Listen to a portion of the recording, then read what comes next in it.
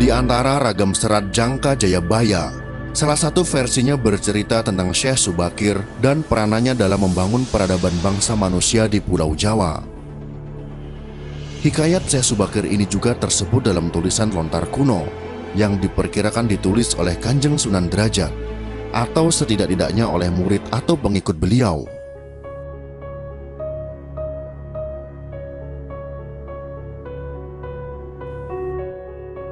Syekh Subakir adalah seorang ulama besar yang berasal dari Persia. Beliau adalah generasi awal Wali Songo, penyebar Islam di tanah Jawa. Beliau dianggap sebagai orang yang paling berjasa dalam menyebarkan Islam di tanah Jawa ini. Diriwayatkan bahwa proses Islamisasi di Jawa mengalami hambatan disebabkan kuatnya orang Jawa dalam memegang kepercayaan lama. Syekh Subakir datang ke tanah Jawa bersama Wali Songo generasi awal setelah diperintahkan oleh Sultan Muhammad Al-Fatih di Istanbul, Turki.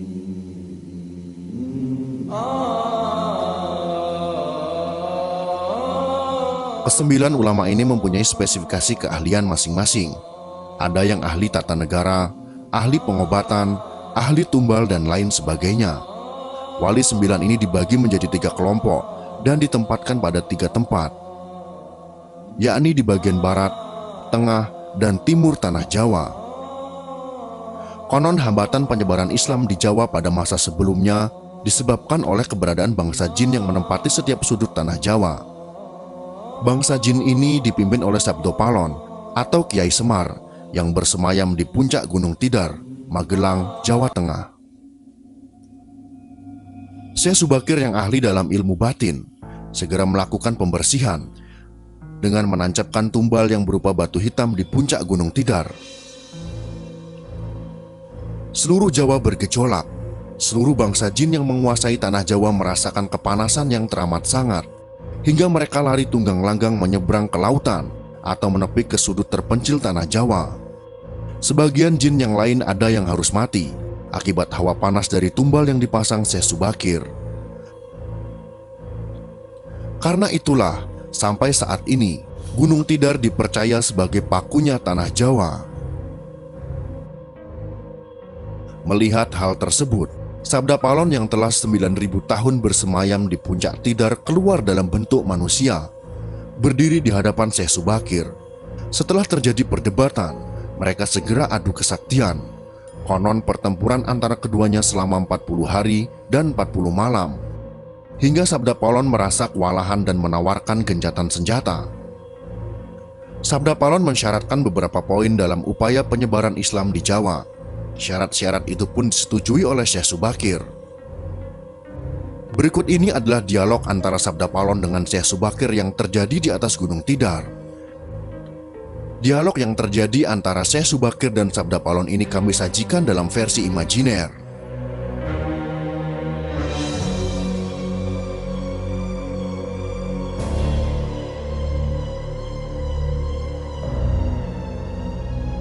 Inilah dialog yang terjadi.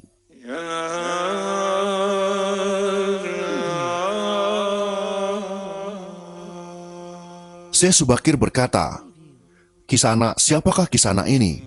Tolong jelaskan." Sabda Palon menjawab, "Aku ini Sabda Palon, pamomong atau pengembala tanah Jawa sejak zaman dahulu kala. Bahkan sejak zaman kedewataan, akulah pemomong para kesatria leluhur. Dulu aku dikenal sebagai Sang Hyang Ismoyo Jati, lalu dikenal sebagai Kelura Semar Bodronoyo, dan sekarang zaman Majapahit ini, namaku dikenal dengan Sabdo Palon." Syekh Subakir berkata lagi, "Berarti Kisanak ini adalah danyang tanah Jawa ini. Perkenalkan Kisanak, namaku adalah Syekh Subakir yang berasal dari tanah Syam, Persia." Sabdo Palon bertanya, "Ada hajat apa gerangan Jengan Diko rawuh di tanah Jawa ini?" Syekh Subakir menjawab, "Saya diutus oleh Sultan Muhammad yang bertahta di negeri Istanbul untuk datang ke tanah Jawa ini. Saya tiadalah datang sendiri, kami datang dengan beberapa kawan yang sama-sama diutus oleh Baginda Sultan." Sabdo Palon berkata lagi, "Ceritakanlah selengkapnya Kisana, supaya aku tahu duduk permasalahannya." Syekh Subakir kembali menjawab, "Baiklah, pada suatu malam Baginda Sultan Muhammad bermimpi menerima wisi.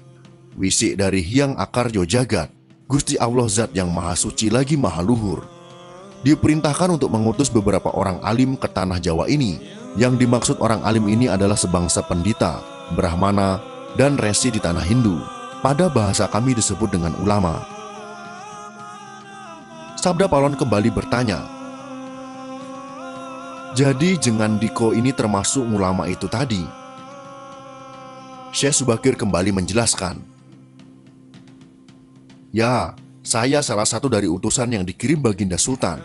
Adapun tujuan kami dikirim kemari adalah untuk menyebarkan wara suci, amadar agama suci, yaitu Islam." Sabda Palon kembali bertanya, "Bukankah Kisanak tahu bahwa di tanah Jawa ini sudah ada agama yang berkembang yaitu Hindu dan Buddha yang berasal dari tanah Hindu? Buat apa lagi Kisanak menambah dengan agama yang baru lagi?" Syekh Subakir kembali menjawab, "Biarkan Kawula Dasih yang memilih keyakinannya sendiri.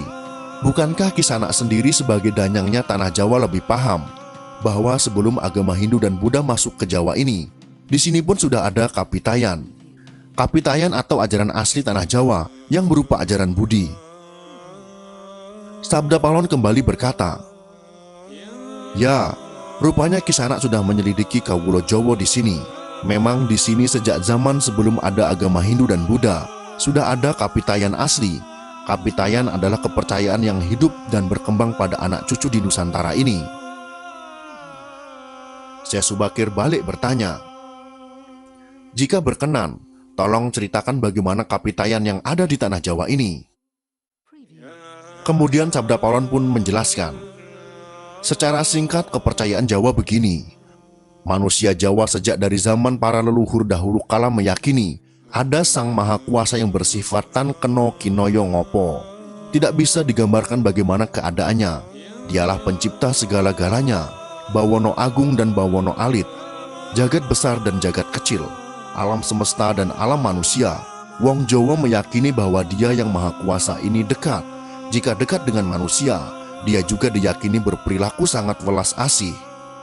Dia juga diyakini meliputi segala sesuatu yang ada. Karena itu masyarakat Jawa sangat menghormati alam sekelilingnya. Karena bagi mereka semuanya mempunyai sukma. Sukma ini adalah sebagai wakil dari Dia yang Maha Kuasa itu. Jika masyarakat Jawa melakukan pemujaan kepada Sang Pencipta, mereka lambangkan dengan tempat yang suwung. Suwung itu kosong, namun sejatinya bukan kosong namun berisi Sang Maha Ada. Karena itu tempat pemujaan orang Jawa disebut Sanggar Pamujan. Di salah satu bagiannya dibuatlah sentong kosong, tempat atau kamar kosong untuk arah pemujaan.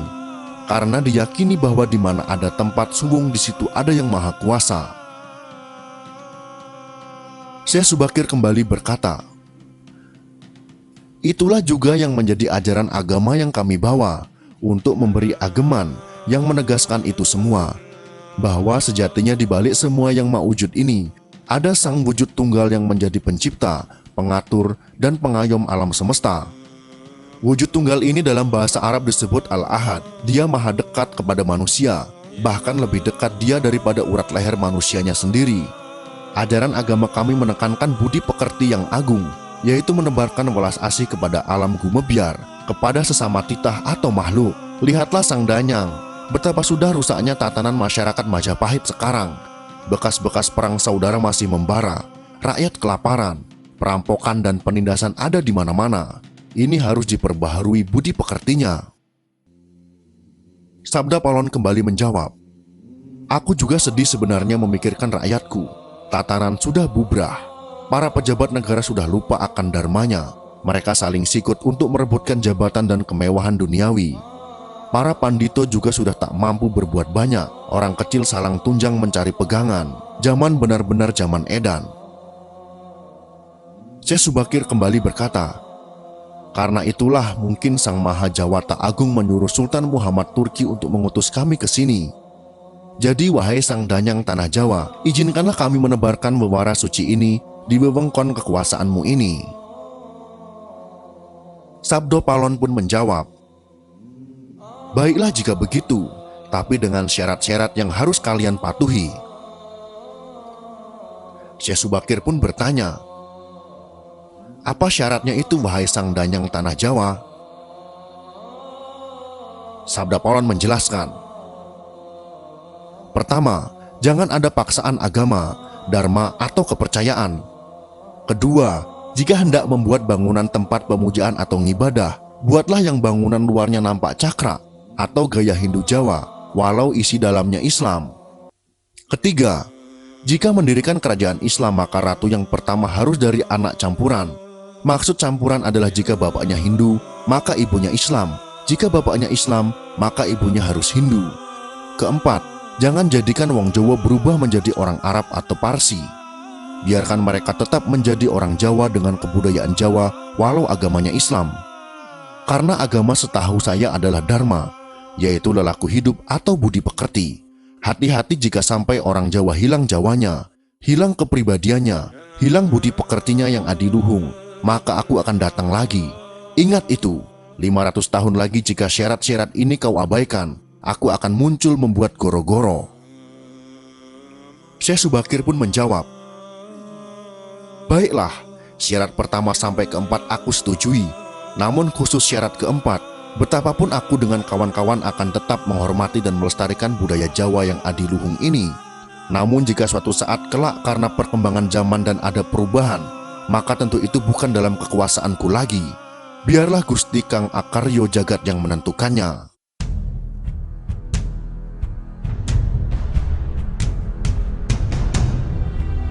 Itulah dialog yang terjadi antara Syekh Subakir dan Sabda Palon.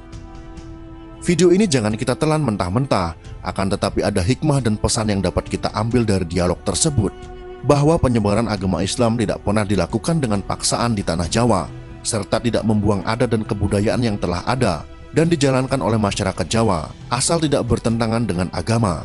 Mungkin karena dialog ini, para ulama menyebarkan agama Islam dengan kearifan lokal, sehingga agama Islam dapat diterima oleh mayoritas masyarakat Jawa.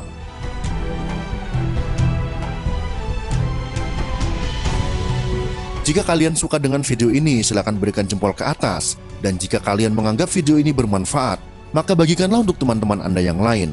Terima kasih sudah menonton.